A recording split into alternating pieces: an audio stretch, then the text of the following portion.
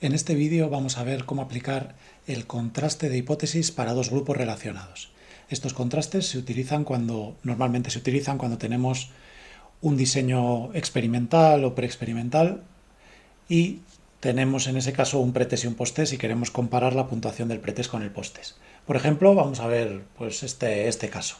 Se ha aplicado un programa formativo o un programa educativo para la enseñanza de habilidades comunicativas a un grupo de estudiantes universitarios y se ha evaluado tanto en pretest como en posttest a estos estudiantes tanto los conocimientos como las habilidades procedimentales. Lo que queremos conocer es si este programa formativo, es decir, si este tratamiento ha sido efectivo en el grupo de estudiantes de centros públicos. Vamos a ver la base de datos y vamos a ver qué quiere decir esto de estudiantes de centros públicos.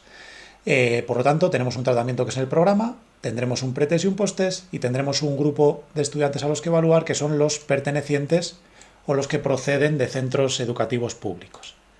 Aquí tenemos la base de datos y bueno, tenemos una variable que es la identificación del sujeto, otra variable que es el centro educativo y aquí es donde tenemos, fijaos, estudiantes que han estudiado en centros públicos, que han estudiado en centros concertados y que han estudiado en centros privados. Recordemos que estamos hablando de una muestra de estudiantes universitarios. Por lo tanto, tenemos un grupo de estudiantes de cada uno de estos, procedentes de cada uno de estos centros. Y luego tenemos las evaluaciones en el pretest del nivel de conocimientos y del nivel de procedimientos y en el posttest del nivel de conocimientos y del nivel de procedimientos. Lo que tenemos que comparar, por lo tanto, es el nivel de conocimientos pretest con posttest y el nivel de procedimientos pretest con posttest. Inicialmente vamos a hacer una pequeña exploración inicial de los datos, vamos a descriptivos y bueno, voy a añadir el centro educativo y la tabla de frecuencias. Y fijaos que vamos a trabajar únicamente con estudiantes de centros públicos, por lo tanto vamos a trabajar únicamente con estos 76 estudiantes. Son más de 30, luego veremos si exactamente son 76 o es alguno menos, porque no tenemos puntuación del pretest o del posttest de alguno de ellos, pero bueno, son 76. Y en cuanto a las variables conocimientos y procedimientos, pues también podríamos echarlas aquí un vistazo. La puntuación media en conocimientos en el pretest es de 10 y pico, en el posttest un punto más grande, más o menos, la desviación típica es mucho más grande en el posttest, hay más dispersión. Y en procedimientos la diferencia es bastante más grande, fijaos, pasa de 6,8 a 13,6 prácticamente, por lo tanto parece que el avance en procedimientos es más grande que en conocimientos, aunque hay avance en ambas cuestiones, en ambos ámbitos. Bien, pues nada, vamos a ir al contraste, por lo tanto.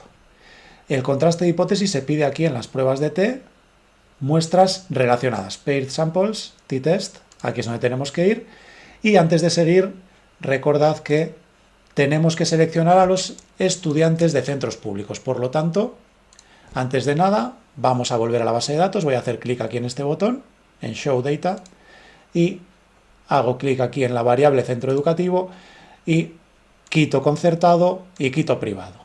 Ahora ya, fijaos, están seleccionados todos los estudiantes de centros públicos, pero los de centros concertados y privados pues les tenemos aquí en gris.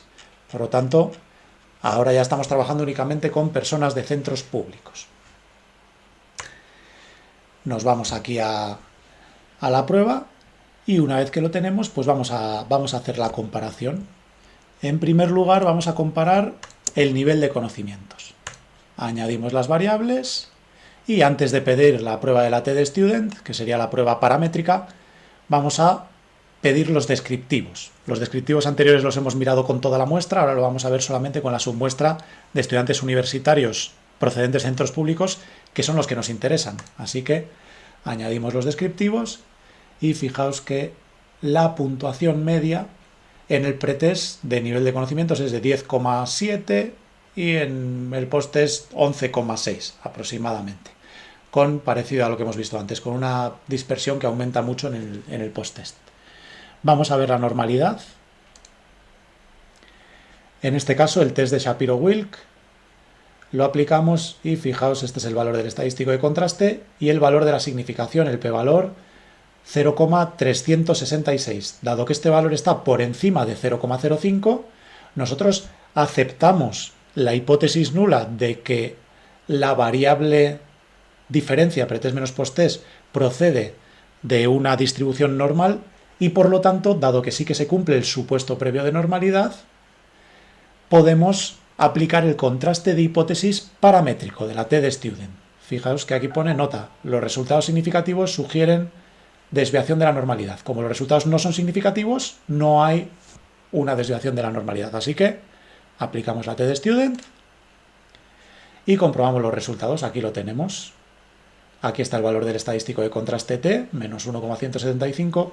Como este valor es bajo, el nivel de significación no llega a estar por debajo de 0,05.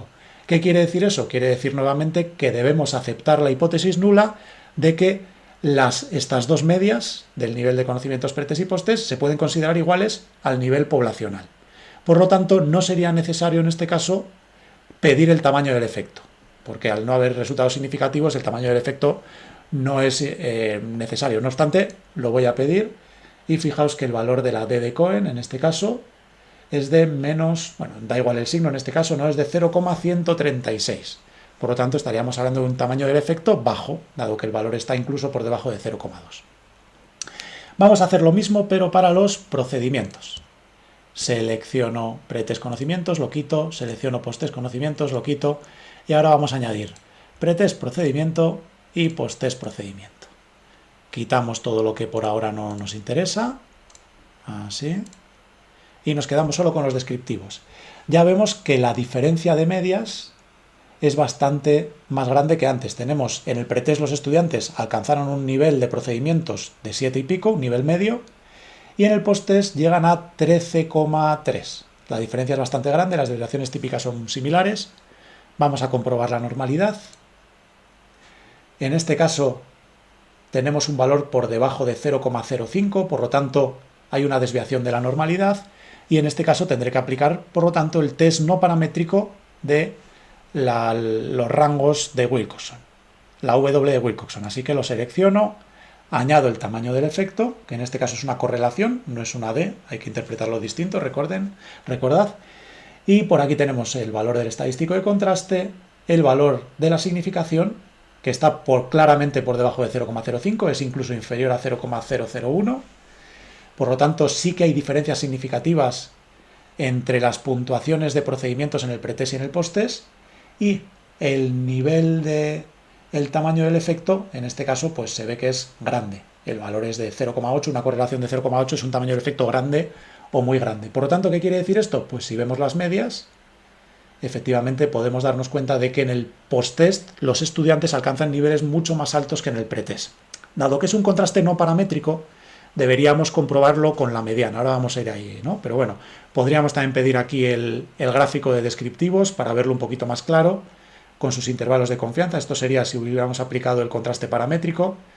Y fijaos que la media del pretest, 7 y pico, con sus intervalos de confianza, está claramente por debajo del intervalo de confianza del post-test. Viendo las medianas, vamos a ir a los descriptivos, vamos a pedir los descriptivos de los procedimientos y pedimos en estadísticos no la media, sino la mediana. Y aquí vemos que la mediana en el pretest es de 7 puntos con respecto al post-test, que era de 14. Por lo tanto, la diferencia es muy clara. Los estudiantes alcanzan el doble de puntuaciones en el post-test que en el pretest y por lo tanto existen diferencias significativas favorables al post-test. Los estudiantes han aprendido procedimientos gracias al programa formativo. Así que, en cuanto a estas preguntas, ¿el programa ha sido efectivo para la enseñanza de conocimientos? No. Los estudiantes alcanzan niveles iguales de conocimientos en el pretest y en el post-test. ¿El programa ha sido efectivo para la enseñanza de procedimientos? Sí, los estudiantes alcanzan niveles de procedimientos superiores en el post-test. Incluso podríamos decir significativamente superiores. Y para aclarar un poco en el pretest, podríamos decir aquí, a pesar de que la puntuación media en el pretest es más baja que en el posttest, un punto, los estudiantes alcanzan niveles iguales de conocimientos en el pretest y en el posttest. A nivel poblacional, ¿qué quiere decir esto? Que no existen diferencias significativas. Muy bien, pues hasta aquí este contraste. Nos vemos en el siguiente vídeo.